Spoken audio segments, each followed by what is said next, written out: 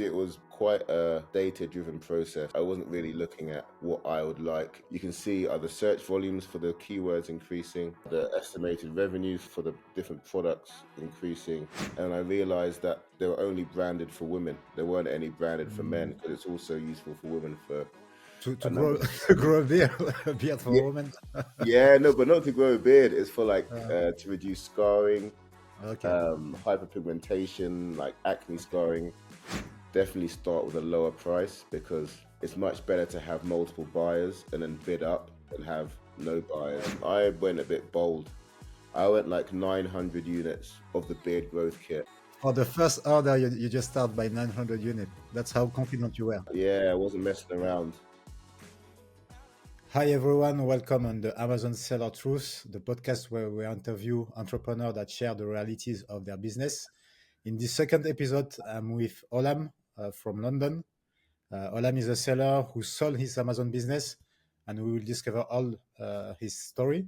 How are you, Olam? Yeah, I'm good, thanks. How are you, Nessa? Thank you for having me on. Thanks, I'm good also. You've been selling on Amazon for what, 2 years, 3 years? I started selling at the end. Well, I started the business at the end of 2019. I actually managed to start selling on Amazon in maybe September 2020 when I sold Okay. the company in at the end of 2022, basically. So I was actually just selling for about 2 years, but it took 9 months to actually get to market. Okay, great. So you made all the path from starting on Amazon to selling your business. I think it will be a nice story to share. Before even starting to sell on Amazon, what were you doing? So I was working in data analytics, mainly for marketing and product. So for websites and apps, and basically before I was working for agencies for a couple of years when I started my own analytics agency, Dolphin Analytics, and was contracting. And then after that, managed to save up some money and put that into the Amazon business. And how did you discover Amazon? One of my friends actually, he was Okay. doing it for maybe a year and was telling me how well he was doing, and I kind of thought I can do this as well. So I basically just I think I was in Australia. I came back from Australia and it was just miserable in December. And I was like, okay, I'm not doing this anymore. So I literally just started Amazon business the next day. Asked my friend how to get started, did loads of product research, and then yeah, you just kind of learn on the go basically. Okay. So you didn't follow any training. You just go straight away. So the thing is you can do training, but Mm. there's a lot of YouTubers I watched, and as I said, I had my friend who had done it before, so I could ask him quite a lot of questions. But in terms of like the start, so the products discovery, just trying to understand which product you want to do. I've maybe watched 2 or 3 YouTube videos, and then my mate sent me his spreadsheet he has, which basically has all of the different input costs and shipping costs and storage costs, etc.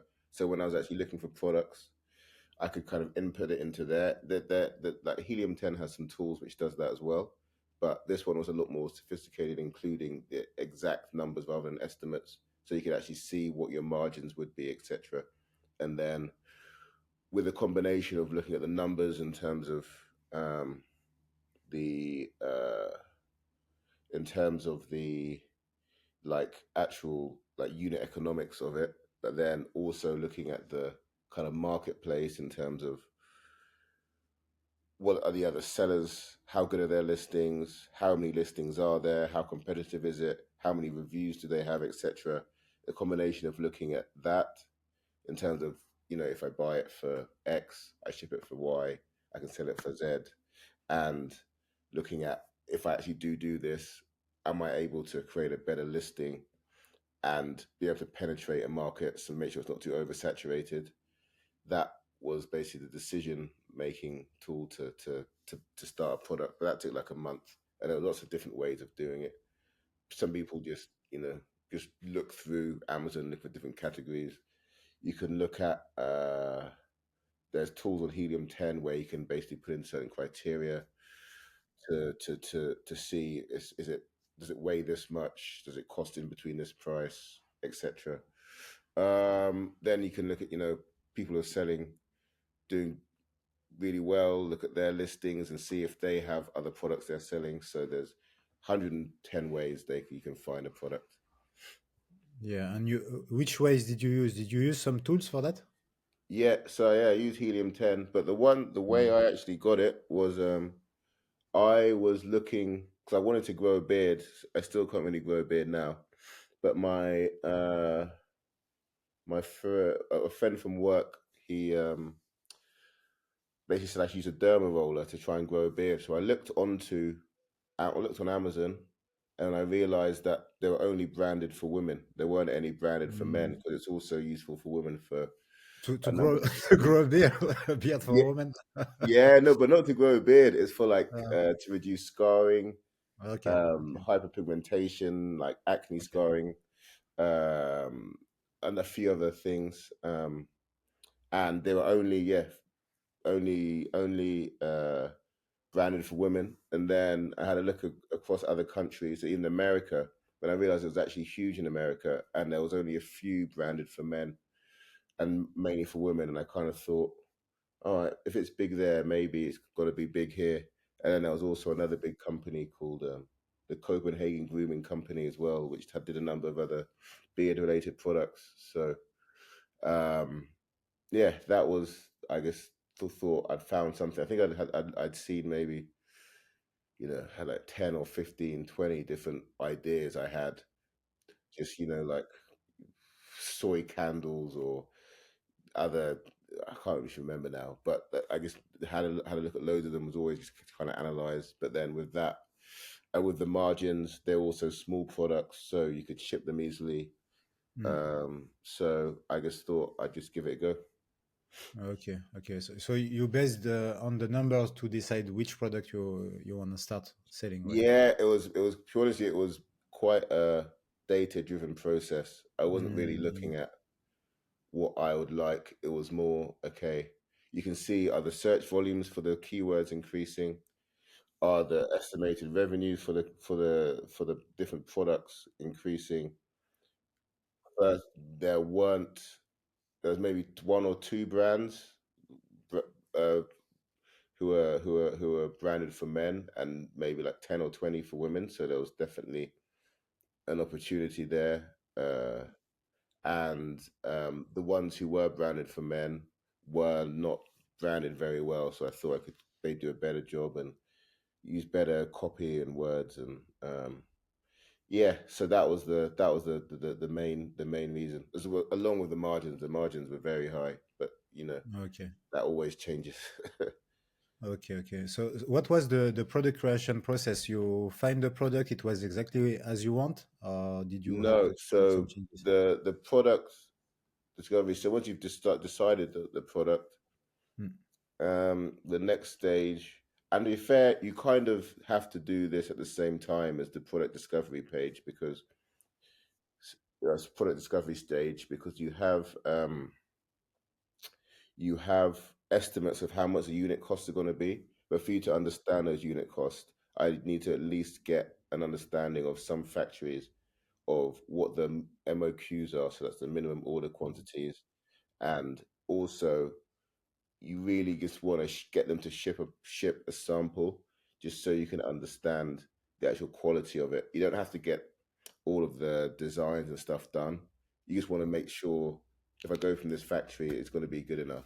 So I did that the second when I started releasing more products, but this first time I did it just first, discover the product, at the same time get some numbers together in terms of how much it will cost to actually order 100, 500 as like an initial one, and also getting some shipping quotes to figure out how much it would cost to ship it over, just so you can start building that stuff together. But once you've spoken to a few factories, then at that point you maybe speak to about, I don't know how many I did. Just you basically put an RFP out, and a lot of them come back to you.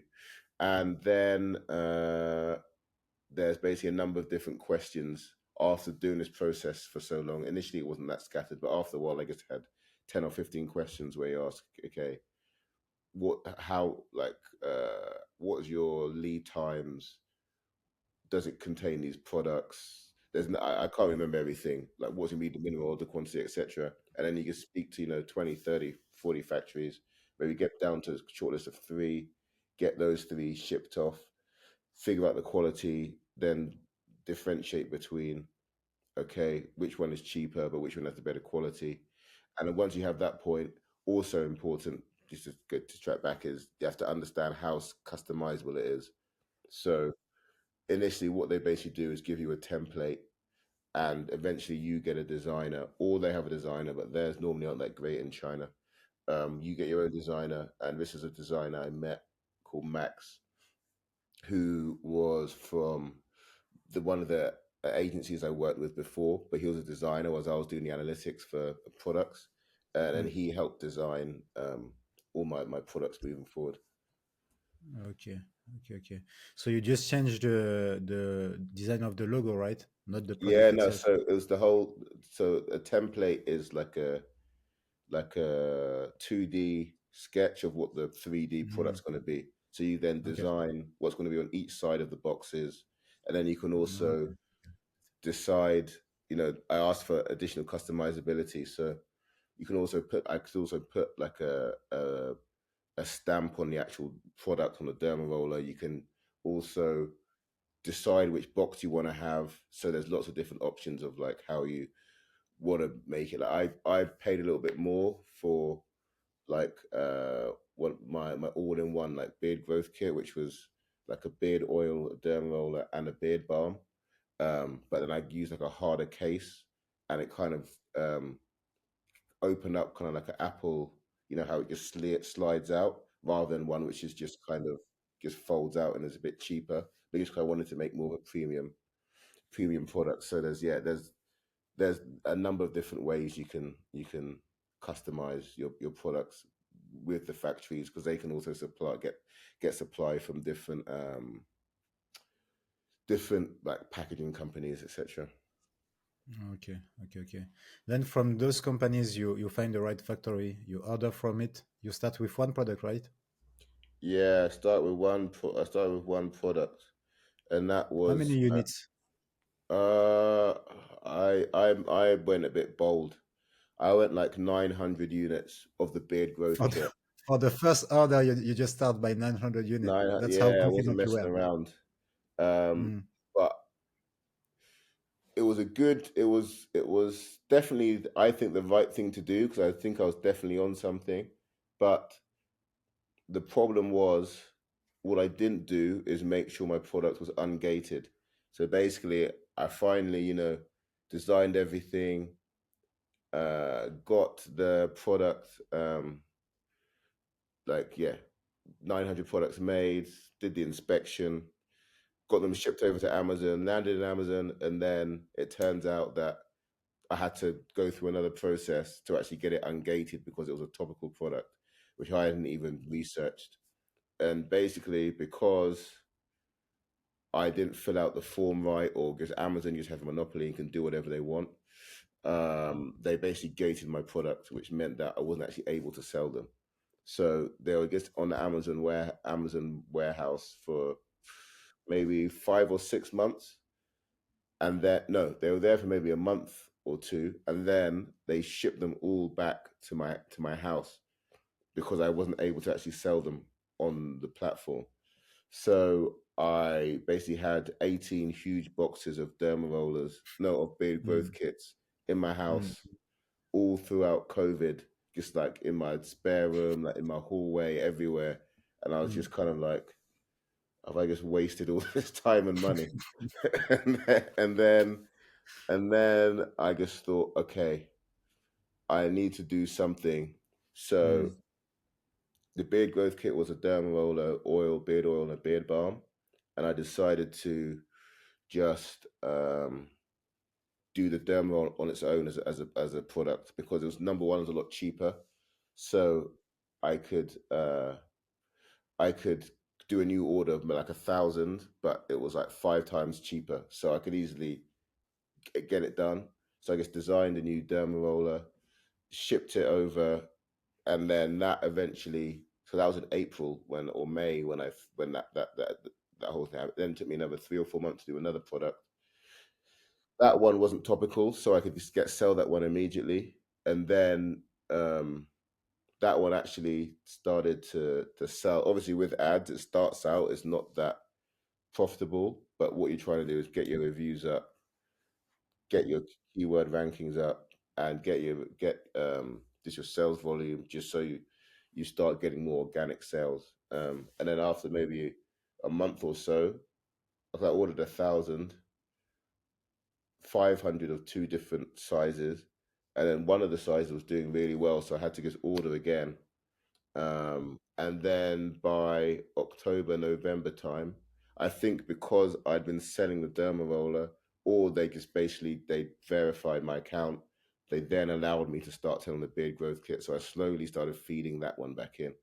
But yeah, it took like Mm. 6 months though, just in my house, just yeah, just Surrounded by Amazon product everywhere. yeah, exactly. So I definitely should have done my research more there in terms of what Mm. needs to happen when it comes in. So that's maybe where course might have helped, but it all worked out in the end, I guess. Okay, okay. So the first order wasn't profitable because of the PPCs. Then what happened? First of all, how much did you invest in the first order, actually? Maybe like it depends what you mean on just the product. It was maybe like £4,000 or Okay, something like that, or like okay. maybe So five you thousand ordered, dollars. okay. And this first order wasn't profitable because of the PPCs and to get the reviews, etc. Then Um, you order another one? yeah, well, it wasn't for the first. Well, so the first order was a beard growth kit, so that was maybe $5,000. The second order was the derma rollers, and that was $1,500 or less. I can't remember. But obviously then there's shipping, etc. But let's just call it, yeah, let's call it 2,000. But then by the end of it, it was becoming by the end of the first order, it was becoming profitable. Um, so that at that point I was like, okay, it's taken me maybe a month or two, and also this was before Brexit, the full Brexit thing happened. So I also found I just started selling in Europe, and the derma rollers were selling in Germany for like €30 or something. It was a bit mad when the unit price is a very very small fraction of that. And I was selling in Europe as well, and that was being super super profitable. And that was at the end of 2022. But then once we got into 2021, you actually weren't allowed to sell in Europe unless you had VAT numbers. So that was another whole process I had to go through in the middle of 2021 to get the individual EU VAT Mhm. numbers so you could sell across Europe. Yeah, yeah. I guess that was tough time at that period. Yeah, well, it was good because I hadn't even realized that it was possible. I was just looking on Mm. Amazon Germany and Amazon France, and yeah, it was because they're a little bit more um, less developed. Like I'd say, like the US is the most developed, and then when you go to the smaller markets like the UK, but then Germany is even less developed than the UK in terms of how many sellers there are and how big the market is and how much people use Amazon. So um, yeah, it was a good find, but I only had maybe a few months to sell on there. But that was what definitely made it profitable because yeah, the Okay. margins were very high there. What do you think made your product profitable? Is that when you start getting reviews or ranking? Um, I think this the initial unit economics of it. So you Mm. have to pick the product first. If you don't pick the right product, then it's never going to be Mm. profitable. You have to always Okay. leave enough margin for even if something does go wrong and things do happen, you still need to have enough. Because if you start too tight and it's like 20%, then you're not leaving enough wiggle room for anything bad to happen. I think some of mine, started at derma roller started at maybe like 60, maybe, and then got squeezed down over time. But it was that was inevitable. And then in Germany it was maybe like 70, 80. So before there was- before ads, etc. yeah, before ads, yeah, before ads, yeah, Yeah, yeah, yeah. That's yeah, before ads. which is great. Yeah. Okay. Um, but yeah, I think the branding was definitely good. Um, but I think it was better than a lot of the competitors. Um, and yeah, the reviews were good at that point. Uh, it was like 4.5 stars. Um, and I was also a bit more competitively priced than the others. I was never the most expensive. I was always just a little bit cheaper than the most expensive one or the highest rated one. So that was Yeah. probably a combination of those things. Okay. Okay. You managed to be competitive even with a high profit margin, which is very nice. Yeah, at the start for sure, yeah. But then, yeah, I'm sure we'll explain further why I decided to sell it. But yeah, those definitely get squeezed over time. Did you get a salary from your company, or what was the plan when you were selling on Amazon? Because I was doing all of this at the same time as I was contracting. So Yeah. some of the times I was contracting, sometimes I wasn't. So Mm. all I was doing was just reinvesting in stock. So or reinvesting in new products or reinvesting the money into even like a another I had like another SaaS idea called Gem Beacon that I was building. So I was basically just using the contracting money, which was basically more than enough for me to kind of live on, and then the uh, Amazon business was just to grow and try different things. Okay. Okay. Okay. How did you decide to sell the Amazon business, and why did you decide that? So over time, so I had like one I had the derm roller and the beard growth kit, and then I had like some beard pens as well, and then an eco derma roller. So I had like 7 SKUs or 7 different products, and then I was also selling in 9 different countries, maybe in the EU, and it was yeah. Then I also tried to. Then I was also selling in the US eventually. So it became less of a side business and more of like, if I actually want to do this, I need to spend a lot more time on it as I was contracting at the same time and trying to do the Gem Beacon business. So the first reason, or one of the reasons, is that you know it. I was doing 3 things, and I guess it'd be easier, or it's more. It'd be better if I did 2 of them well, or one of them really well. And I was kind of trying to juggle, and it was quite a lot. So that was one of the main reasons.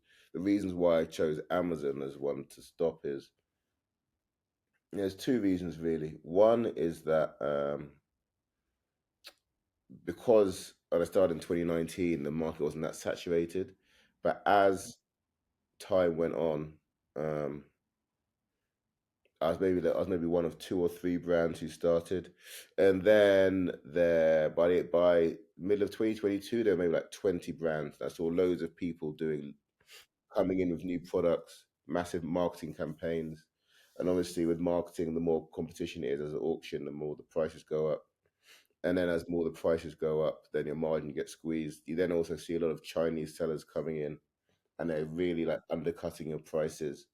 So then you have to put the price down and your margin gets squeezed. And then Amazon themselves, just over time, they are putting up the prices of everything. So the referral fees are what you pay for every product you sell. The storage fees going up. The storage rules were always changing, so you couldn't keep that much in there, and then you have to ship it out, and then that was also just causing more headaches.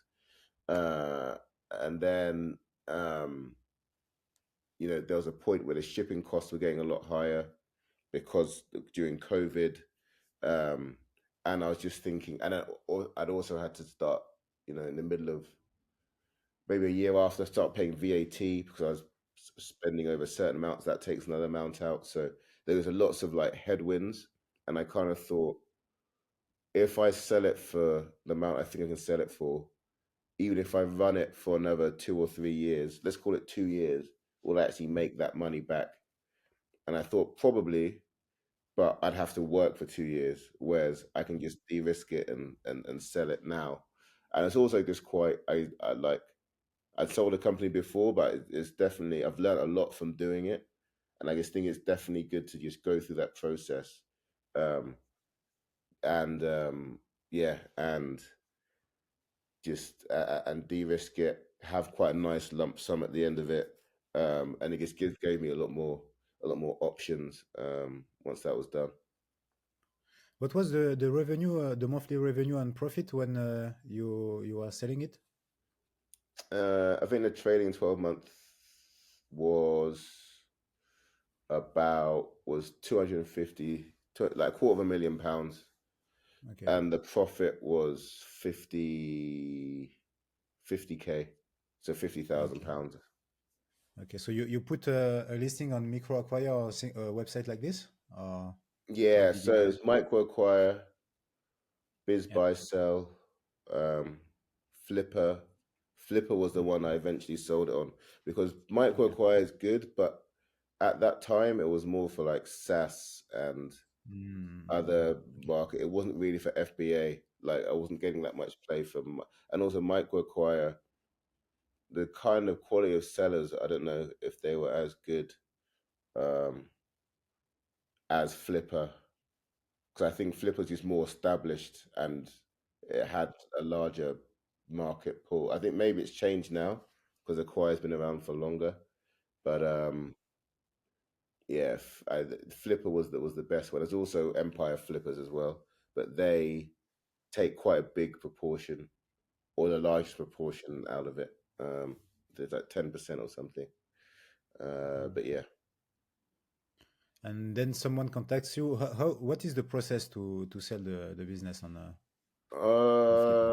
So it's, it took me like 4 or 5 months. Took a long time. So first off, you have to, create your listings, um, create your data room. So the data room is where you have all your financials. You have to do all of your financials and um, all that stuff. How all your stock, uh, your stock counts, and um, just try and figure out exactly what all the IP it is that you have, right? Um, that you can transfer to someone. I then eventually had a broker who helped me with this, with the valuation. I think my valuation was a bit punchy at the start, um, because I'd also like, because all this stuff, my revenue was actually kind of going down. But basically, he said, and it's not even he said, it's probably more I should have also thought that it wasn't just the last 12 months which is the most important. It's also what's going on moving forward. So I kind of took my foot off the gas of the business, and it wasn't doing as well as it should have done. But I just thought it was, because I'd already done all this stuff historically, that's all that matters. Um, so that was definitely a big learning, is you need to just make sure it still looks attractive and it's still doing well. And that's kind of what happened. I had the price too high. Uh, the revenue was kind of going down, and obviously I wasn't getting as many bites or as many inquiries for the listing. So then in September or October, so I started in maybe April, May. But after 3 months, I just decided, okay, I'm actually going to focus on the business. If I sell it or don't sell it, doesn't matter. But I just need to kind of build it back up again. And I got some more momentum. Got back Amazon Choice for a couple of my products. Put the price down, and then I started getting a lot more interest because it was growing again. Um, and yeah, managed to. I had maybe 3 offers, and I think another good thing is definitely start with a lower price, because you can. It's much better to have multiple buyers and then bid up than have no buyers and then bid like. I'd much rather just see. anyone, find as many people who are interested in it and then speak to them all, rather than stop yourself from actually speaking to anyone because you're kind of blocking it off. Like, even for example, I'm trying to the Gem Beacon business which I had. In the process of selling that, and I just put it for a few thousand, but then I've got a letter of intent which is two or three times that, just because there are a number of people interested in it. Even though it's not that much, if I'd put it at a higher price, I wouldn't have got anything for it. So it's always better to start lower and just gauge if people are interested, because they'll buy it for whatever. Anyway, um, so yeah, managed to have a few offers. There was some which were like including seller financing or earn out, which basically meant you'd have to be in the business for 12 months or 6 months, or depending on how well they did. But I had an offer which wasn't the highest, but it was just a pure cash offer. So I decided to go with that because I just knew it'd just be in my account. I have maybe a month of a bit of consulting afterwards, and then it would be done.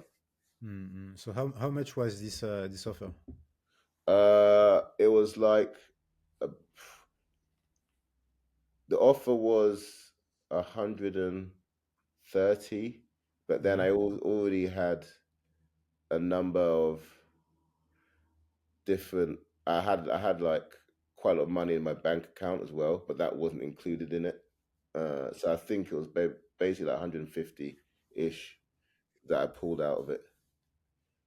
Well, I didn't put that. I didn't pull all that out of it, but there's taxes and legal fees, etc., and commissions. But yeah, that was how much it was. Yeah, Okay. Okay, great. So you are making 50K in profit per year, and out of that, you are able to sell the business three times that yearly profit, right? basically, yeah. But there was also it was basically two times, because Okay. uh, that also included 50K's worth of stock, Okay. Okay. Okay. because I was just reinvesting it in stock because it wasn't perishable.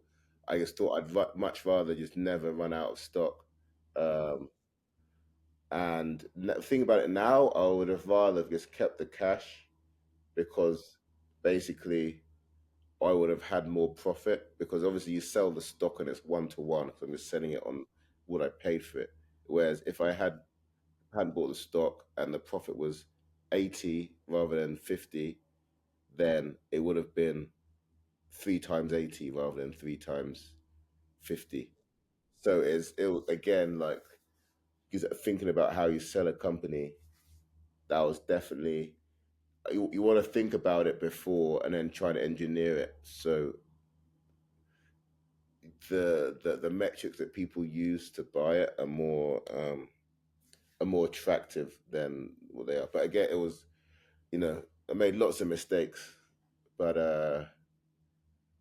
but it's a good learning, definitely, yeah, learning experience for sure. Yeah. Yeah. Sure. And during your Amazon journey, you had some issue with maybe with conversion rate or things like that. Yeah, what led you to start a SaaS related to Amazon? Yeah, so yeah, Gem Beacon. So when you start selling across multiple markets and multiple products, there are lots of different tools like Helium 10 or like Jungle Scout or Cellarize or whatever, who help you do a whole suite of things. Um, However, there's none literally related to just understanding how well your listings are performing. So if you want to look at your sales across different countries, or conversion rates with your ads and your organic sales, and split them up between different countries and different ASINs or different SKUs, there's no easy tool to do that. And I was just pulling things from the Amazon UI and doing it on Excel, and it was all quite complicated and time consuming. So that's why I built Gem Beacon, to try and basically pull all of that data, and just allow like a seller to see that in a very easy way. That was again its own journey. but yeah, hopefully that was going to be launched in the next few months with the new buyer, and I think I'll be part of that. But that's we have to wait and see with that. Okay, we'll put the link on the description for people who want to track that to track Yeah, their yes, yeah, conversion that would be rate, great. etc. That'd be great. Yeah, yeah, that's nice. Well, I know you don't have a lot of time, so thank you very much for sharing your Amazon journey. Yeah, no problem. Honestly, Nasser, thanks for having me on, and I'm hoping all the best for PPC Assist as well. Thank you very much, Alan. Thank you. See you. Bye bye. Okay, bye bye.